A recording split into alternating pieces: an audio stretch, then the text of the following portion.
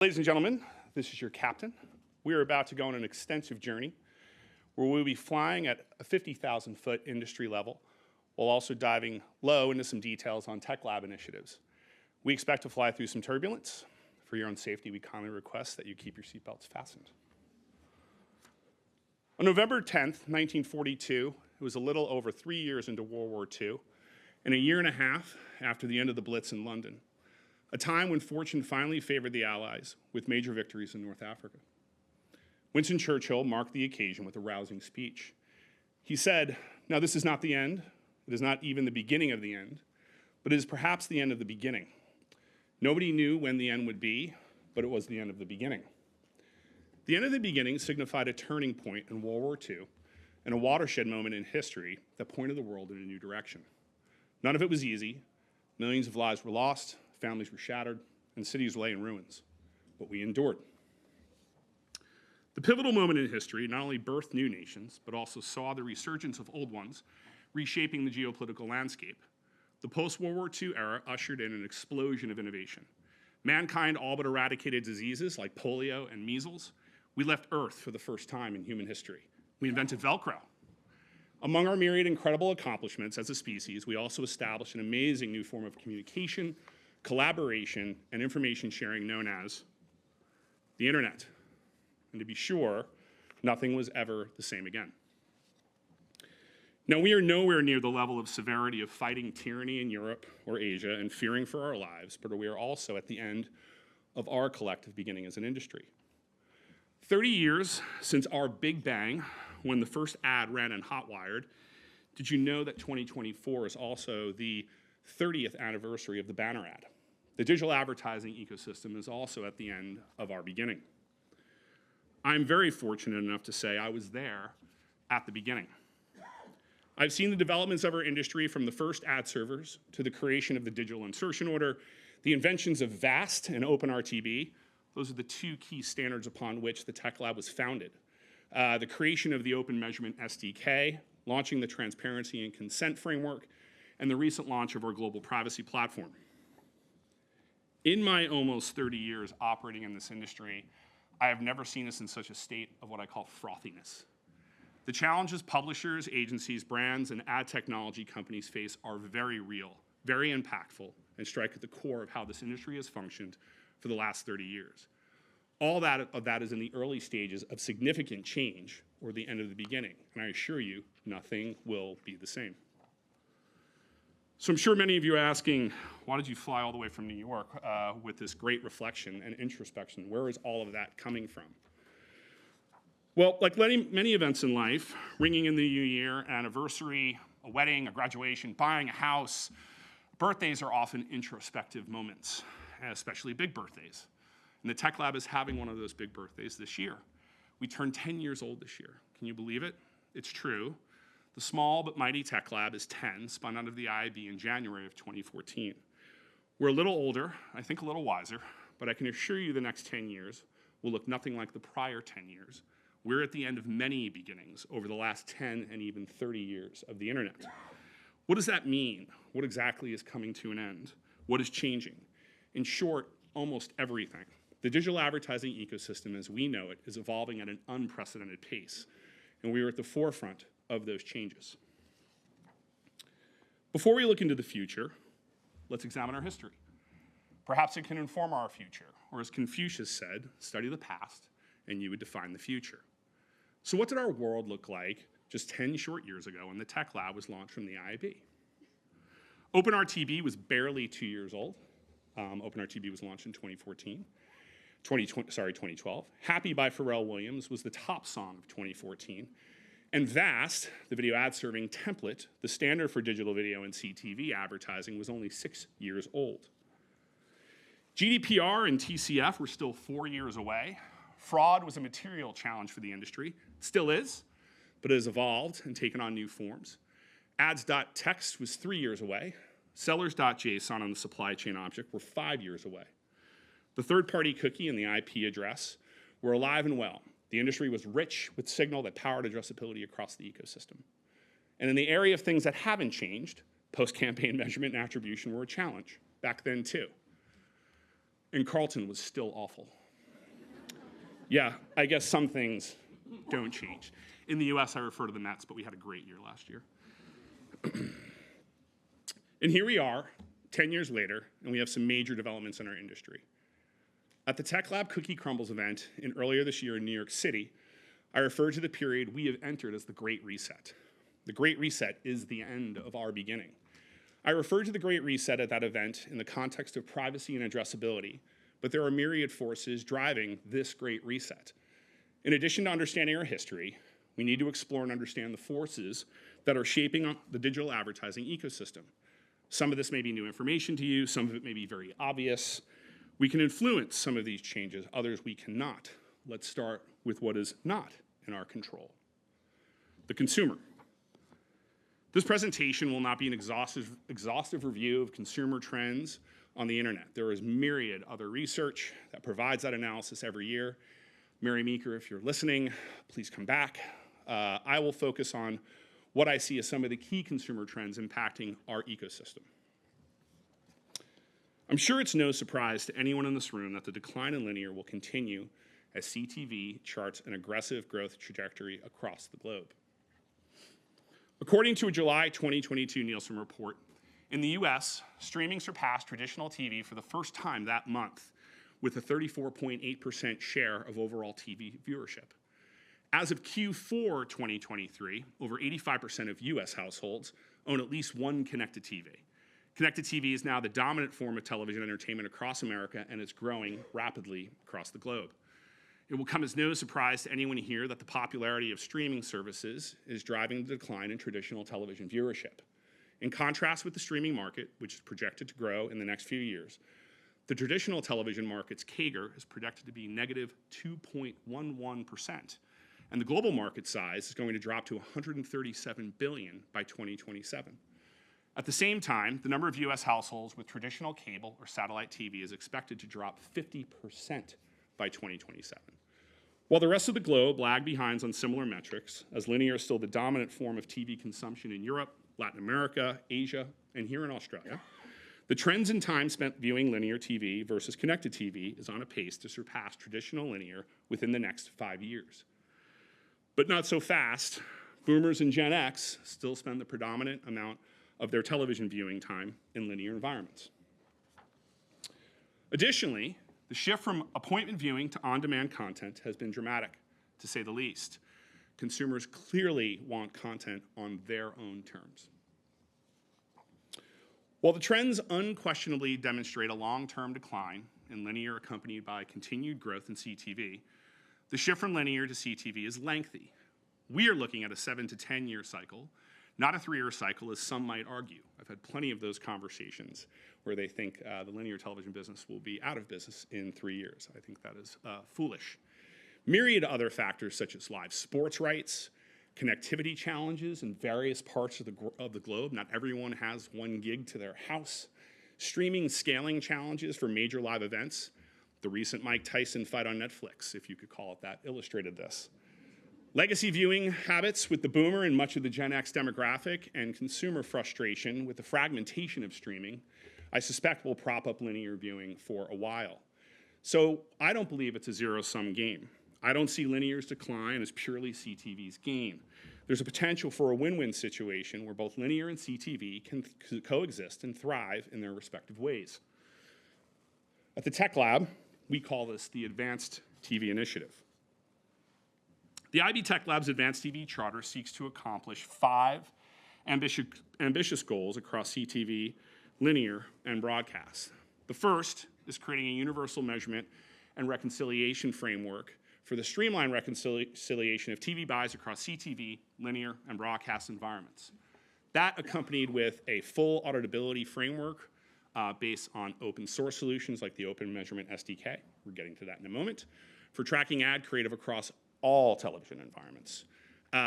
Establishing standards around interoperability, so standardized tokenization of audience data and identifiers to create a structure for audience interoperability and addressability across all of those environments. Improved ad validation, further develop CTV anti-fraud measures, and accurately account for viewability. Anyone who's followed fraud in this industry knows it always follows the richest unit economics and the biggest budgets. Well, that is now connected television.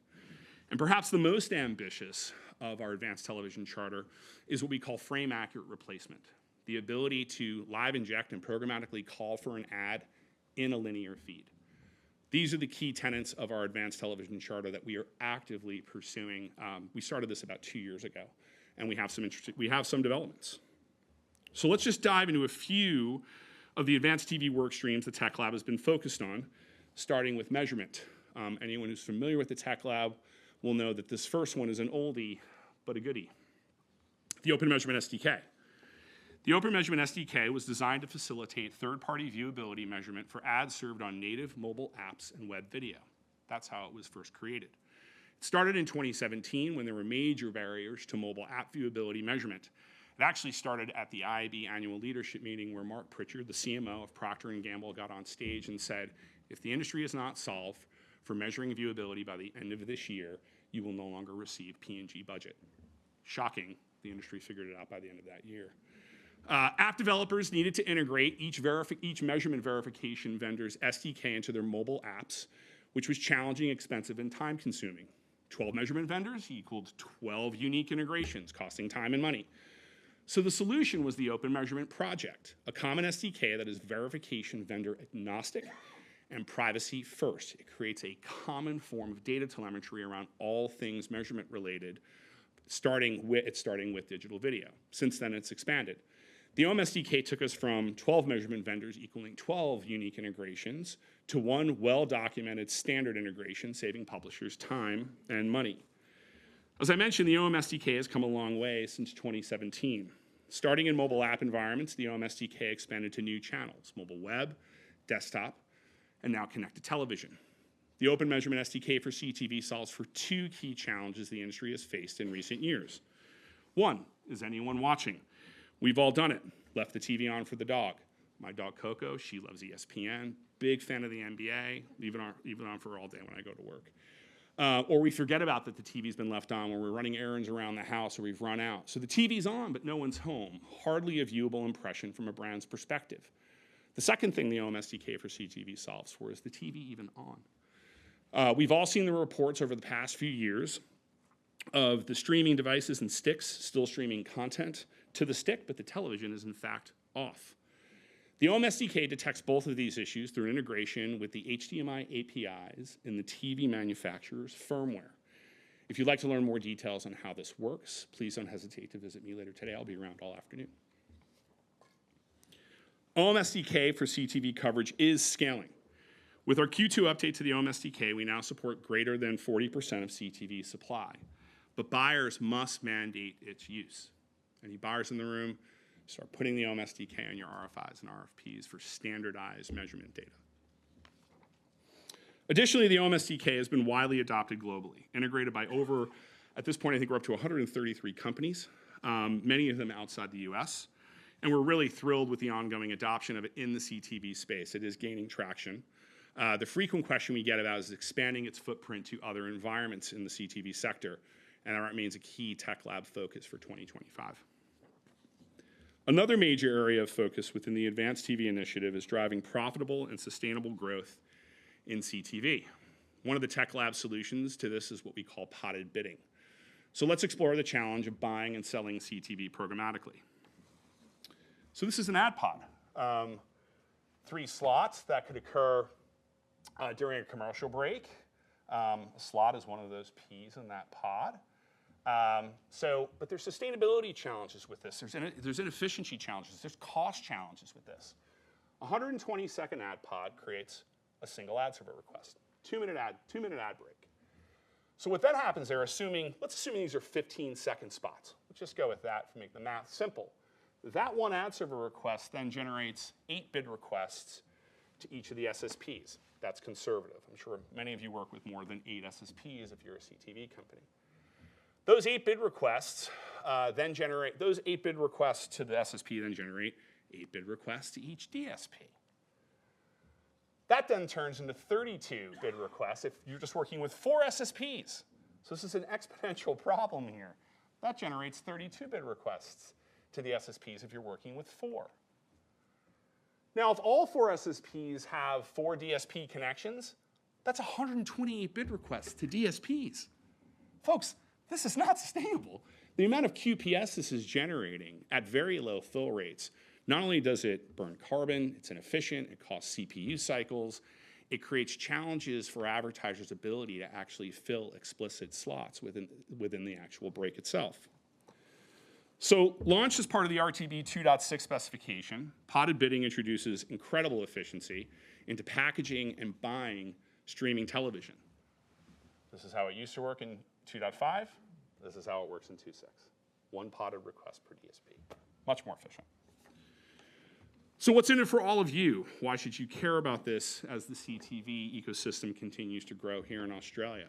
Well, potted bidding creates numerous benefits for the connected television ecosystem. Potted bidding allows companies to better monetize their CTV breaks by providing a more comprehensive range of monetizable inventory to which advertisers are accustomed in traditional TV. It also gives advertisers greater flexibility in their CTV buys than ever before. It also drives higher fill rates within each ad pod, which translates to more money for you, the publishers in the room. And best of all, potted bidding is green. More efficient CTV buying uses less CPU, less I/O, less carbon, and saves SSPs and DSPs a ton of money in the process because they're not processing effectively all these empty pod requests. So really win-win-win. Win for advertiser, win for CTV streaming company, win for the ad tech ecosystem in terms of less carbon, lower costs, greater efficiency, higher fill rates. This is winner, winner, chicken dinner if I've ever seen it. So that was our small dive into advanced television. I only scratched the surface of all of our initiatives in that area. There's a lot more we've been working on and will work on in 25. But let's veer off and chart a course into mobile as another massive consumer trend driving the end of the beginning has been this growth of mobile. It's been the year of mobile since 2004, but I swear it's actually finally here. Actually, the year of mobile arrived in 2019. Consumers spend more time than ever consuming content on their mobile devices. This is a global phenomenon, not just relegated to the US. As of the fourth quarter of 2023, 58% of total daily time spent online by internet users was via our mobile devices. I don't think anyone in this room is surprised by that. Social media is the top driver for time spent on mobile devices.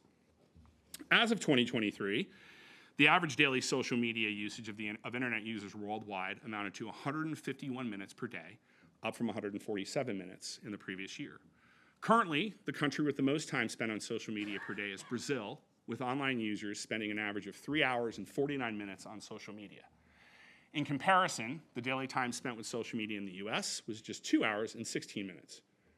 And in Australia, from a recent report by Meltwater, 28 million Australians, or 78.3% of the population, spent daily time with social media was 1 hour and 51 minutes.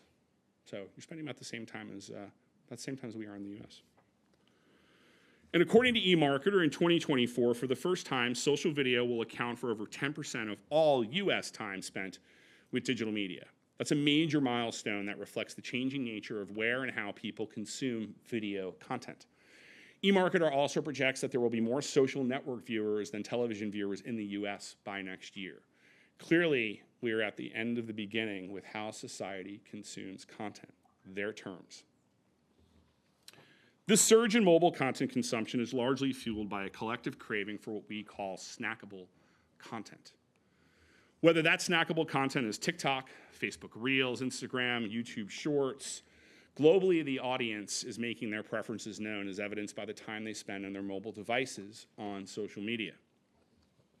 The snackable content is largely powered by individuals or small groups of people curating short-form videos created by social personalities such as Mr. Beast, Addison Rae, or traditional celebrities such as The Rock, subject matter experts such as economist Dr. Catherine Edwards, doctors such as Dr. Adam Goodkoff, scientists such as Ben Ryan, a neuroscientist, and others are distributing high-quality short-form content. These subject matter experts, entertainers, citizens, and actual journalists, amongst other categories, are collectively known as creators, and they have given rise to what we all call the creator economy. This is who consumers are spending a tremendous amount of their time with. What did we call this 10 years ago? Oh, that's right, user-generated content. I remember when UGC was almost a dirty word. It was low CPM, remnant content, often considered not brand safe. we've come a long way from the dog on the skateboard. If there was ever an end of a beginning driving this great reset in our industry, the way people are consuming media is undergoing a massive shift, which is largely out of our control. And advertisers have caught up with social norms, and UGC is now an acceptable and lucrative channel for global brands, and nothing will be the same.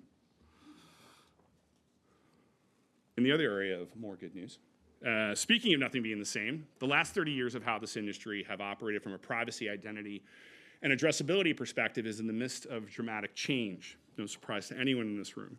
Let's start with the current state of regulation. By the end of this year, at least 25 US states will have passed some form of privacy law. 25 US states. In legal circles in DC, that's referred to as a shit show. Many of those laws are enforceable in early 2025. I would urge you, and we did have meetings with some regulators yesterday that was organized, it was fantastic. I would urge the Australian regulatory bodies to not follow what's happening in the US. Have a federal privacy law, and it seems like that's going, so that is smart. Be thankful for that.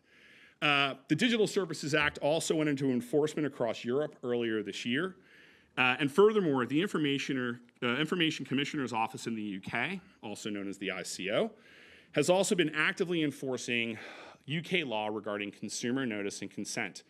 Their recent sky betting and gaming reprimand is a poignant reminder that the digital media industry is officially on notice.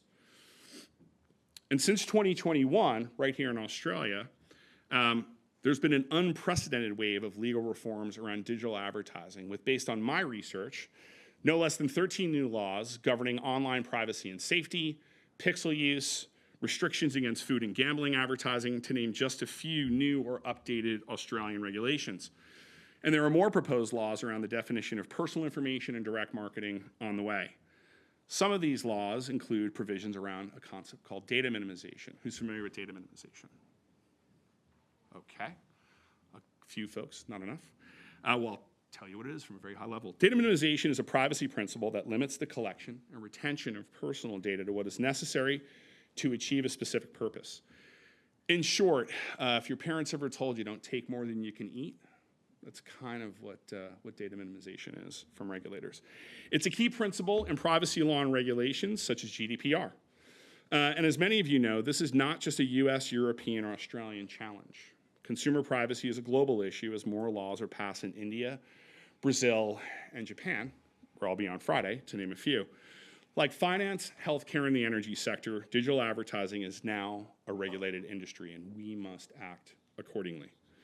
Unlike consumer trends, some of this is in our control. In collaboration with the IAB and other IABs around the globe, the Tech Lab educates, we listen to, and we work with local and federal governments to inform privacy law and establish robust compliance frameworks. In fact, I was down in DC no less than 5 times this year, meeting with members of Congress, really in an educational capacity. You know, what is data leakage? How does that work? How do we actually thread the needle between advertising utility and consumer privacy and data security? So we do spend a lot of time with regulators. Let's dive into a few of those policy frameworks that we've shared with regulators. In addition to our close partnership with IAB Europe in developing and continuing to work on the TCF framework, other Tech Lab privacy compliance frameworks and technical standards are purpose-designed and built to streamline privacy compliance and ensure clear, privacy-related telemetry throughout the digital ad economy. The Global Privacy Platform is a flexible, cross-jurisdictional consent framework in use today. It creates strings across all jurisdictions, requiring a consent string, including the TCF for Europe, TCF Canada, Quebec, and both US national and state privacy strings. One API, multiple strings, very efficient. The data deletion framework is the first phase of creating a standardized protocol for data deletion request signals and propagates these delete requests throughout a very complex digital ad supply chain in a secure manner. This is required in the US state of California and as per GDPR in Europe. And last but certainly not least is the accountability platform. The accountability platform was finalized just 2 weeks ago, and it's a framework for the industry to evaluate the integrity of privacy strings to ensure compliance throughout the supply chain. The specification, as I mentioned, was finalized 2 weeks ago. It is now available out of public comment for the industry to adopt and use. The Tech Lab, we've socialized all of these frameworks with regulators across the globe, both in France, the UK, Belgium, myriad US states, and regulators are paying attention to it. They're genuinely curious about how these frameworks work. Some international regulators, such as the ICO that I mentioned earlier, are recommending the use of what are called privacy-enhancing technologies to ensure greater privacy and data security. Who's heard of PETs? Not your pets at home. That's a pretty good show of hands. At the International Association of Privacy Professionals conference in Washington, D.C., earlier this year, April in fact, the ICO referred to the use of PETs as a recommendation. But Stephen Amman, the executive director of regulatory risk at the ICO, warned the audience multiple times, healthcare, finance, and digital advertising, that those recommendations may at some point in the not so distant future become part of the regulatory fabric in the UK. It's safe to assume that the UK will not be the only jurisdiction across the globe mandating the use of PETs in future regulations. We should expect others in the US and abroad. This is why the Tech Lab kicked off a privacy-enhancing technology initiative over 2 years ago. We've already published several papers around PETs in support of advertising best practices. If your company wants to learn more about the work we're doing in PETs, join our addressability working group. Grab me here during the afternoon. Happy to chat about it and get you folks involved. But privacy challenges don't end with regulations. Whether it's Apple's app tracking transparency or Chrome and Android's privacy sandbox, big tech will accelerate its privacy by design approach to their software, continuing to impact the digital ad economy. Whether it's the loss of the cookie or the obfuscation of the IP address or masking emails, the digital ad economy is undergoing an unprecedented and accelerated cycle of signal loss. I think Daniel Knapp refers to it as signal catastrophe. We can debate the reasons for and the timing of the changes big tech is driving this during our next afternoon break, but why or when the cookie or the IP address is being deprecated is not the point. The point is that we must accept that not only that this is happening, it has happened. Safari deprecated the cookie in September of 2019 and removed mobile identifiers in April of 2021.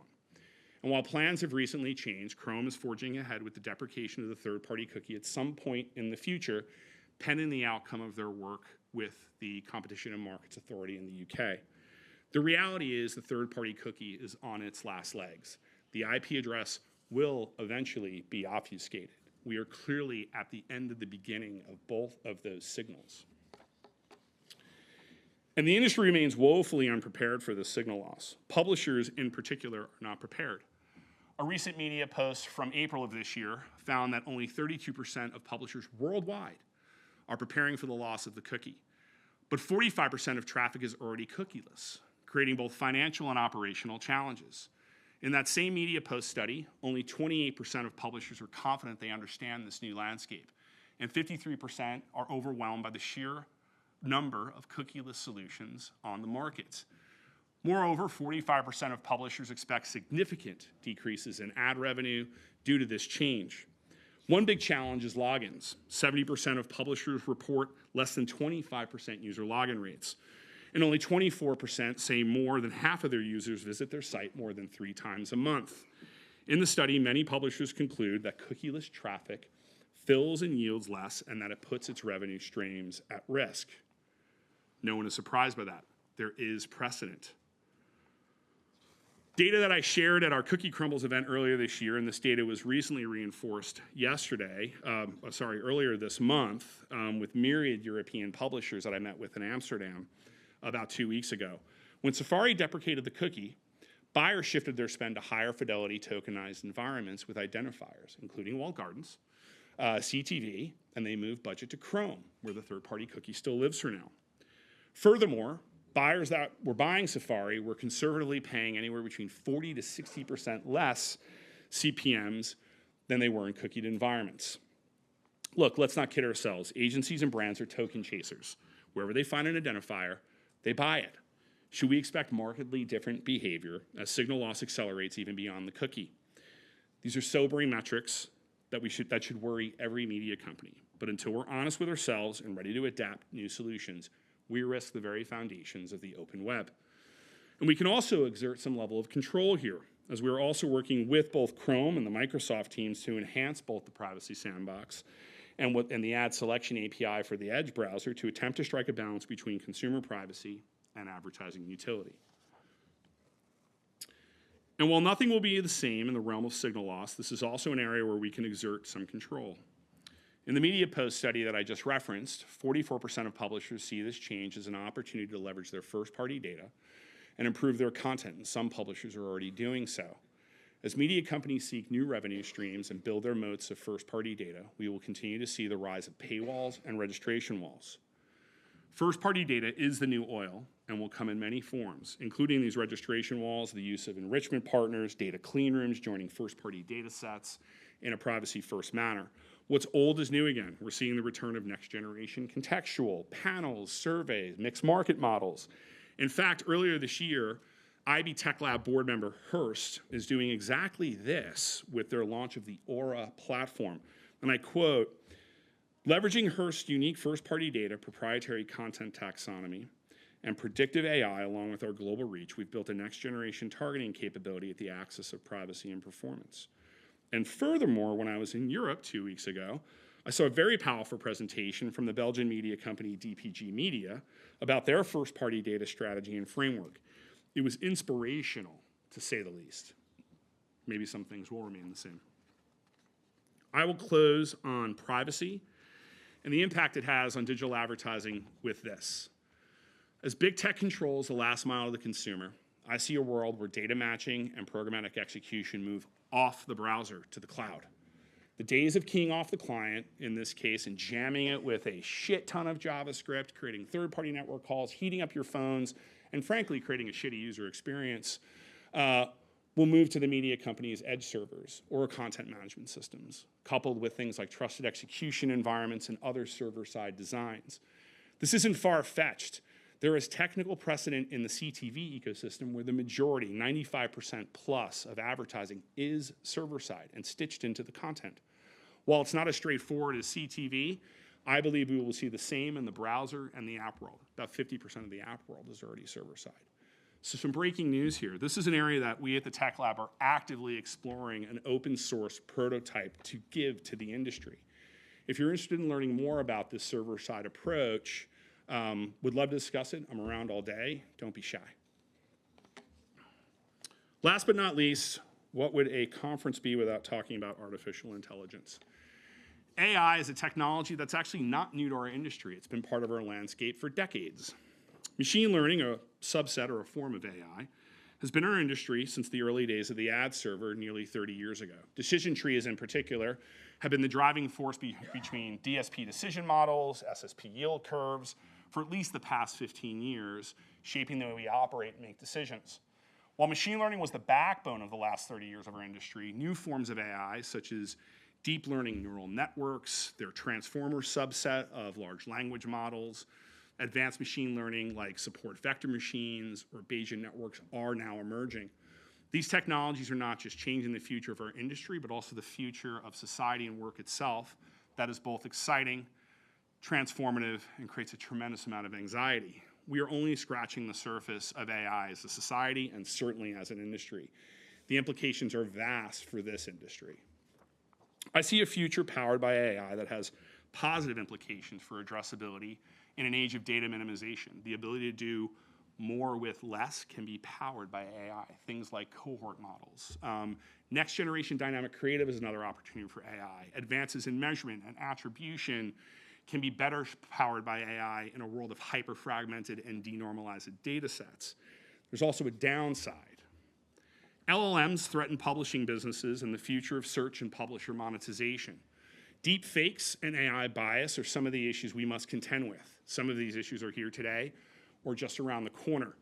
The Tech Lab seeks to work with the industry to tackle these issues. We're already exploring new approaches to content ingestion, such as using APIs as an alternative to crawlers. Shut down all the crawlers and protect your intellectual property as a publisher, your content, by forcing the LLMs into an API access-only framework. Final thoughts on AI. Remember the snackable content platforms I was discussing earlier? Beyond the expert network of content creators, a key difference in these platforms is the algorithm. Gone are the days when consumers had to proactively go out and search for content they were interested in.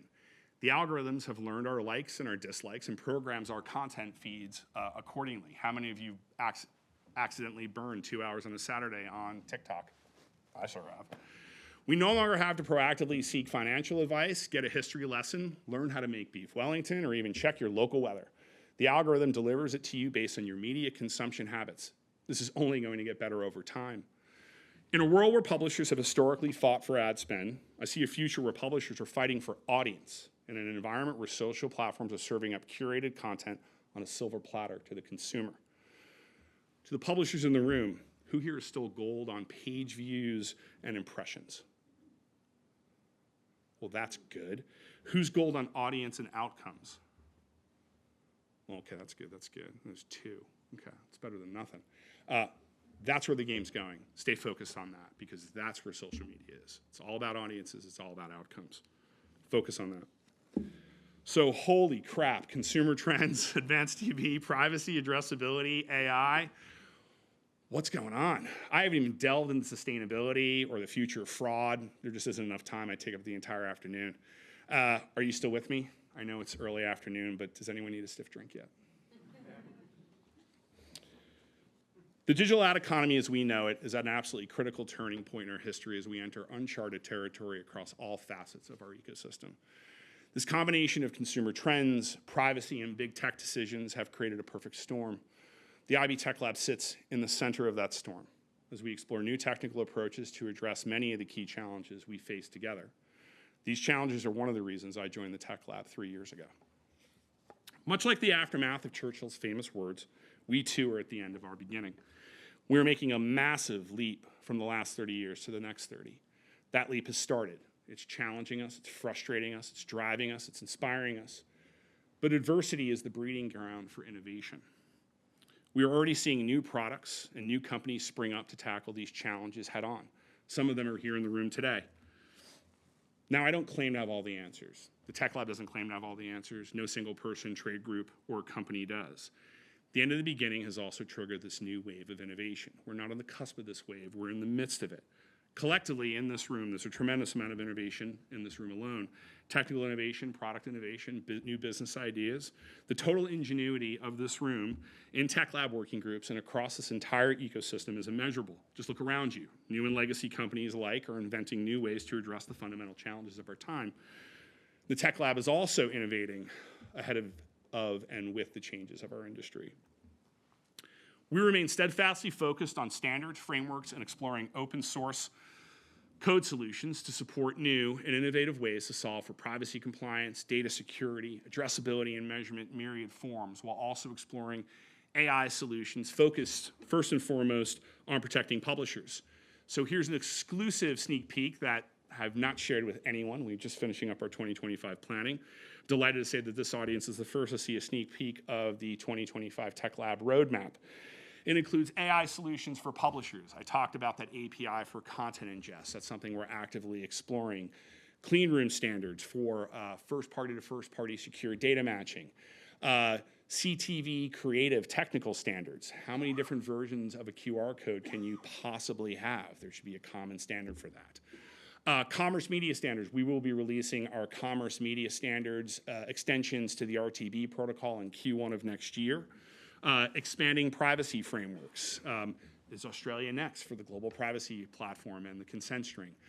Standards around ID-less targeting. Server-side solutions, as I mentioned, something the Tech Lab is actively, not even investigating, we're prototyping it, folks. And then the launch of a privacy lab in partnership with academics across the US doing both privacy-related research and papers we'll be publishing, but actual tangible frameworks that the industry can work with to test things like multi-party compute, k-anonymity, differential privacy. We'll be launching those things in the first half of next year. This is just a taste of the 2025 Tech Lab roadmap. These solutions all bring a privacy by design mindset as we strive to find a balance between advertising utility, data security, and consumer privacy. I don't claim any single solution you see on this screen or the work we do is a panacea, but they'll be used as part of a portfolio or a framework. They can power the future of privacy approach across addressability, measurement, and attribution well into the future. What are your thoughts? I'd love to hear those. Where do we need to collaborate and innovate together? Where can we improve? And that's why we're here today. That's why IAB Australia and GAY brought us all to this room, to bring together some of the best and brightest and have a candid dialogue about our industry, to brainstorm, to collaborate, to innovate, to solve problems, to challenge one another, and to learn from one another. We're here to discuss how to formulate a better, more private, more resilient internet, and most importantly, a cost-effective, open internet where all people have inexpensive access to the same information, news, journalism, entertainment, and digital services that support an open and free society. I believe that in my bones. Like, at the end of the day, we're more than just advertising. This is what we support. The end of the beginning is an opportunity for us to reset our thinking. We're not an industry that's ever clung to the past. We've embraced and we've driven change. Change is constant to us. Change is in this industry's DNA. And while this period of our ecosystem is one of the most challenging we've ever faced, many of you have heard me say this in the past, I will never count out this industry's ability to adapt and innovate. We have always, always risen to the occasion, which is heartening because I promise you, moving ahead, nothing will be the same. We have work to do, so let's get to it.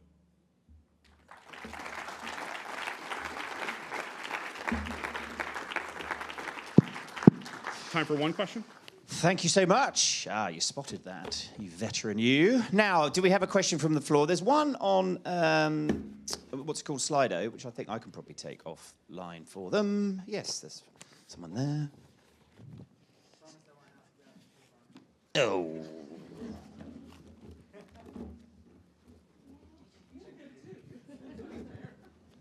I'll start by saying thanks so much, Tony. I'm a bit of a fanboy. When OpenRTB 2.6, the release doc came out, I shared it among my team as some light bedtime reading, which I'm sure they love. So, oh my God, I'm a mutual fanboy now. You're reading specs. What I'm going to be a bit cheeky and take the opportunity to make a bit of a dev request. Sure. And bear in mind, I'm not a coder. I know enough to be dangerous. So tell me if I'm wrong here. But one pain point I've noticed, we're on 5G. 5G is very fast, but the ping can be crazy when it's windy. Mm-hmm. And I've noticed when a pod is loaded and ready to go and my internet was nice and fast and the ping was stable, just when it shoots up and the pod serves, it kills my SBS live on demand. So I was wondering if it's possible to send a ping request or a ping readout just before the pod is served, and if someone's connection is a little dodgy, delaying it by a minute or two until it settles. That is possible. I don't know if that would fall under a Tech Lab standard. That would likely have to come from the publisher to ping the device. We could probably put it into some sort of best practice.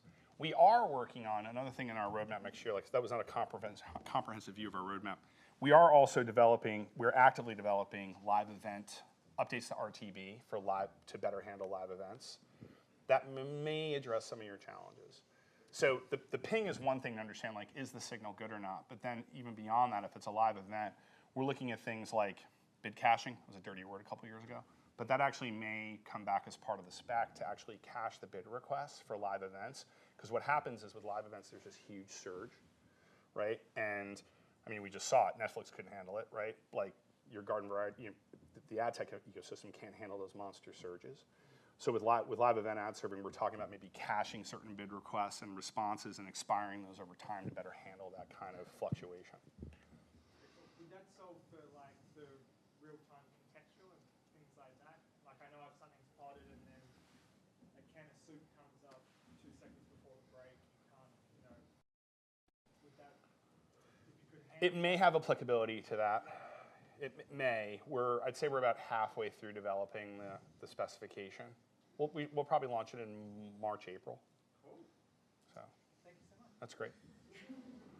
Thank you. Oh, another one. I promised Gay I would run under. I think I ran over. Thank you. Hello. I'm also a big fan of the Tech Lab. Mine's more of a... Can I come back to Australia? Like, now also a fan of yourself. My question is, I loved what I saw for next year for 2025. In the past, I've seen a lot of specs get released, but slow to be adopted. Just generally speaking, how long do you think before there's wide enough adoption of the new specs to come out? If I could answer that question, I'd probably not be on this stage. I'd be a very rich man, probably playing the market. That's one of our biggest challenges at Tech Lab is specification adoption, and we've had a lengthy discussion with the Tech Lab board this year about it. 2024 was a year we focused on adoption. I don't know if any of you noticed, but like we've been much more present in social media. We've been at many more third-party events, publishing more content than ever to help drive adoption. We're going to continue to double down on that. I'm actually doubling our product marketing budget next year to help drive adoption. But we're also going to revisit how we develop specifications and how we frame the work we do. There's three key things that a spec needs to satisfy moving forward, or one of the three, before we actually start developing it. Does it drive growth, revenue growth? That's what everyone wants, right? Efficiency for profitability's sake, and does it mitigate risk? We need to do a better job of looking at our specifications within those lenses, because no matter how much product marketing or marketing we do, if it doesn't check one of those boxes, we've had questions from our board members and just general members being like, why should I adopt this? Is an advertiser going to give me more money if I do? Like, and that's a valid question. We're also doing a lot more work on the buy side from an adoption perspective. We now have regular meetings with 3 out of the 5 major holdcos every month. That started about mid-year this year. So we're actually getting a lot more traction with agencies, and we're also having a lot more direct conversations with some major global brands, educating them on our standards. Case in point, the Open Measurement SDK. We met with a very, very large, one of the top 3 largest brands in the world. We met with their team, the brand itself. We talked about the Open Measurement SDK. I'm not exaggerating. 4 days later, we got a very high priority email from a large CTV company, large CTV streamer, saying, how quickly can I get the Open Measurement SDK installed? Because they instructed their agency to put it on the RFIs. So we're doing a lot more work on educating the buy side to help drive adoption. But again, it's got to fit one of those 3 things. Does it make me more money? Does it drive efficiency? So does it drive profitability, or does it mitigate risk? So there's no one clear thing that we need to do to help drive adoption. And there's also a repository database where you can actually say what standard or what version of specs or standards that you're utilizing, which our S&G locally considered trying to look at to mandate for certain members. And the UK have drafted a proposal to do the same. Yeah. And I did feedback on our experiences, but I have to check in with the Brits, see how they're going. We also sent a survey out to all of our members. We have about 3,000 individual members globally, about 1,200 companies, 3,000 individuals. We sent a survey out to all of those members with a list, I think, of about 14 standards that they're like, where should we prioritize driving adoption? So if you have received that email, check your spam filters. But if you haven't received that email, let us know. We'll probably resend that email back out probably early next month. We're going to let that survey run for 3 months to help inform like where should we focus our adoption efforts as well. Lots of questions for Tony. You have to queue behind me because I've got loads. But a big round of applause, please.